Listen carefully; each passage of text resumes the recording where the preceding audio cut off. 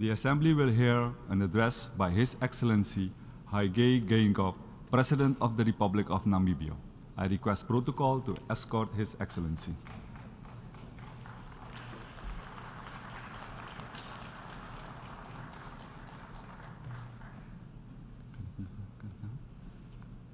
On behalf of the General Assembly, I have the honor to welcome His Excellency Haile Geingob, President of the Republic of Namibia, and to invite him to address the Assembly. Your Excellency, Mr. Dennis Francis, President of the 78th session of the General Assembly, Your Excellencies, Head of State and Government, Your Excellency, the Deputy Secretary General of the United Nations, distinguished delegates, ladies and gentlemen, Namibia congratulates you on your brilliant election as President of the 78th session of the General Assembly. Allow me to use this opportunity to pledge to you the commitment of Namibia to support the priorities you have set out, namely peace, prosperity, progress, and sustainability. Namibia would like to thank your predecessor, His Excellency Shapa Korosi, for steering with diligence the work of the 77th session of General Assembly. Let me state that Namibia agrees with Secretary General Antonio Guterres, who a few months ago said, quote unquote, "Unless we act now, the 2030 agenda will become an epitaph for a world that might have been." Therefore, the theme of this session, quote, "Rebuilding trust and reigniting global solidarity, accelerating action on the 2030 agenda and its sustainable development goals towards peace, progress, and sustainability for all," is fitting. With the onset of COVID-19, the number of people living in extreme poverty rose for the first time in a generation. It demonstrates that the fact at midpoint to the global goals, we face the stark reality that we will miss our goals and targets. This 78th session serves as a clarion call to reset and to work in the true spirit of partnership for better results on the ground. Indeed, the world is in a state of flux, and progress is uneven. Taking cognizance of the interconnectivity between all the goals and targets, we should accelerate investments in healthcare, renewable energy, education, clean water, and sanitation. The terrifying gap between wealthy and the marginalized is not just a moral concern, but also a threat to political stability and harmony. We are therefore duty-bound to create an environment where prosperity is shared and is inclusive.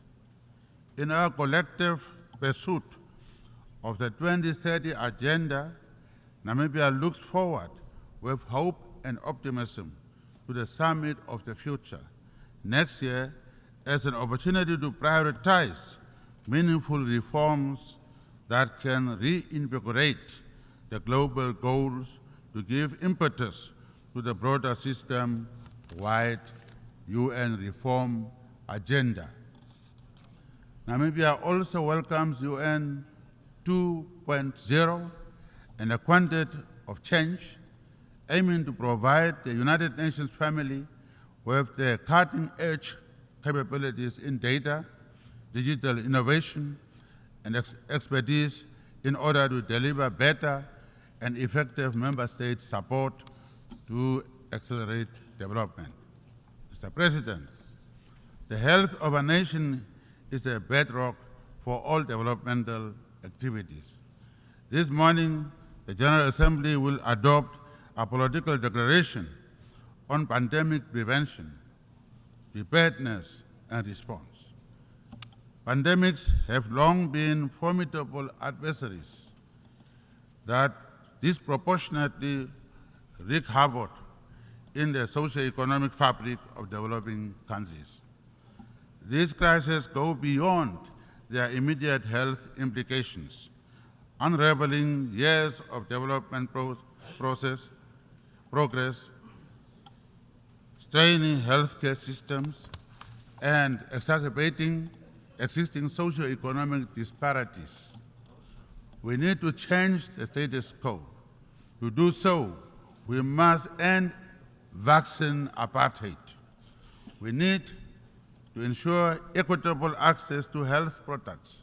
We need stronger commitments from healthy countries on technology transfer and on the removal of intellectual property barriers, and on investments in manufacturing to enable vaccine production in the global south. Mr. President, I always say that inclusivity spells harmony and exclusivity spells conflict. The continued advocacy for gender equality is a core in our collective journey towards a just and inclusive world. Therefore, advocating for gender equality is not only a matter of fairness, it is an essential step towards unlocking innovation, diversity, and social cohesion. We are indeed proud to be ranked by the World Economic Forum Global Gender Gap Report of 2023 as number eight country in the world for the efforts to close the gender gap.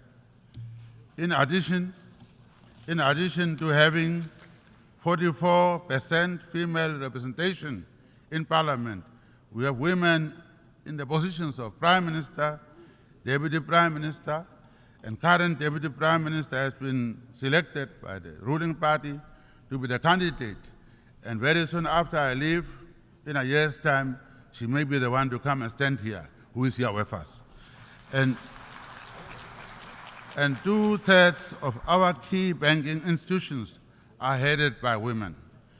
In the same vein, we believe in promoting inclusive and effective governance that ensures that the youth are integrated into decision-making structures to play their part in the future they have helped to shape.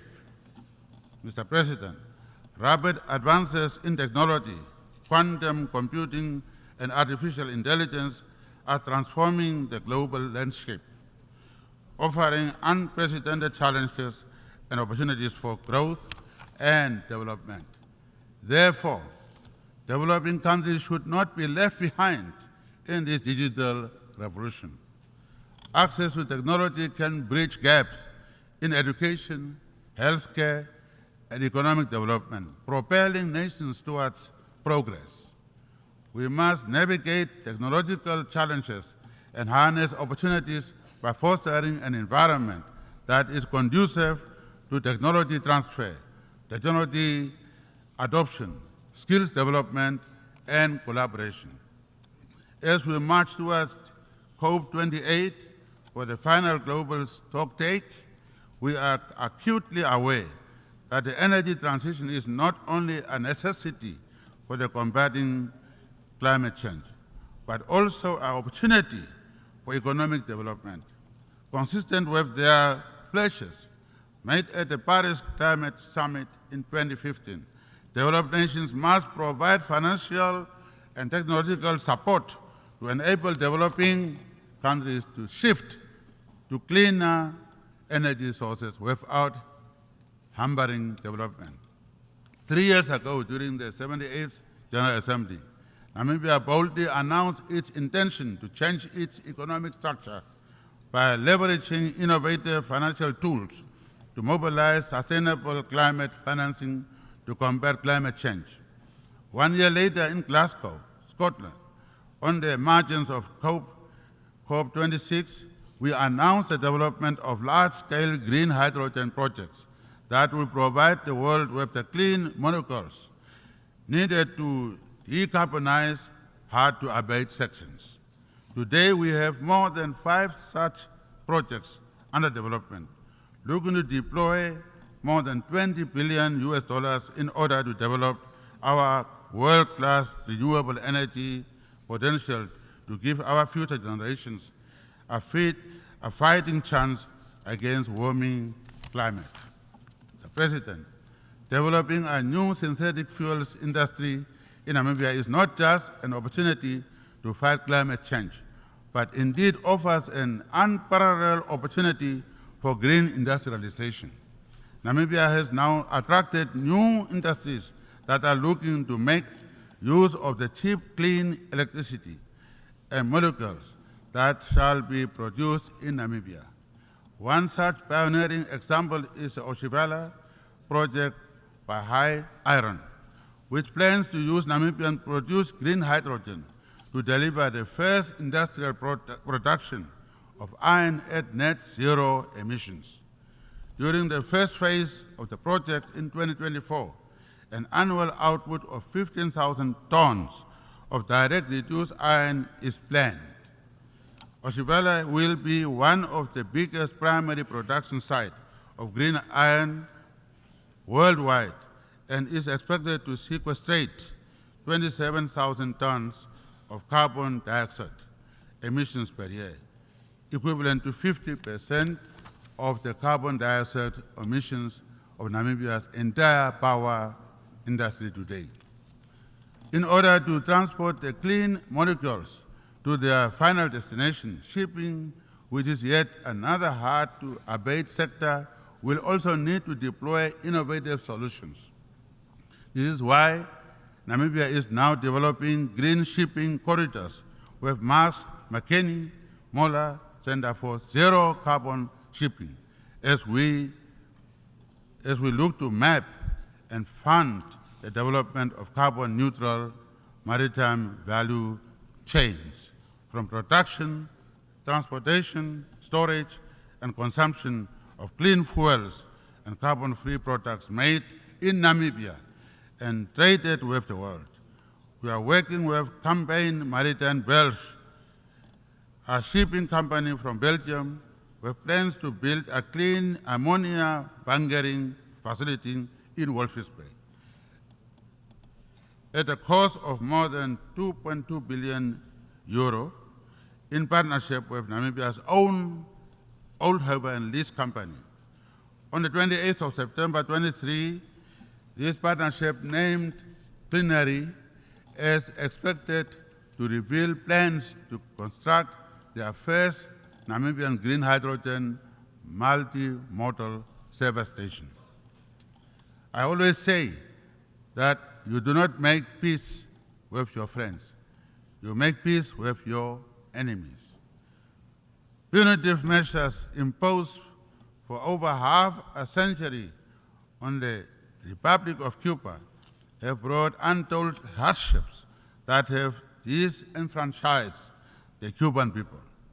The embargo against the Cuban people remains unjust and must therefore be lifted. Namibia appeals to the United States of America to remove the Republic of Cuba from the list of state sponsors of terrorism, as there is no evidence to support such classification. Selective punitive measures against Zimbabwe and Venezuela must also be lifted, as these measures constitute the greatest obstacle to the implementation of 2030 Agenda for Sustainable Development. The United Nations Charter remains an important source of inspiration, reflecting the commonality, agreed upon values of diplomacy and peaceful coexistence. We regard the Charter enshrined rights to self-determination for all peoples as essential. This rings true for the people of Western Sahara. While our right to self-determination has been upheld, the people of Western Sahara continue to remain under occupation. We recall how Morocco supported our right to self-determination, and now we call on them to do the same for the people of Western Sahara.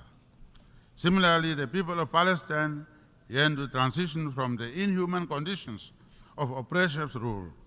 Namibia is therefore pleased with the decision of the General Assembly to submit to the International Court of Justice a request for an advisory opinion on legal consequences arising from the ongoing violation by Israel of the right of the Palestinian people to self-determination.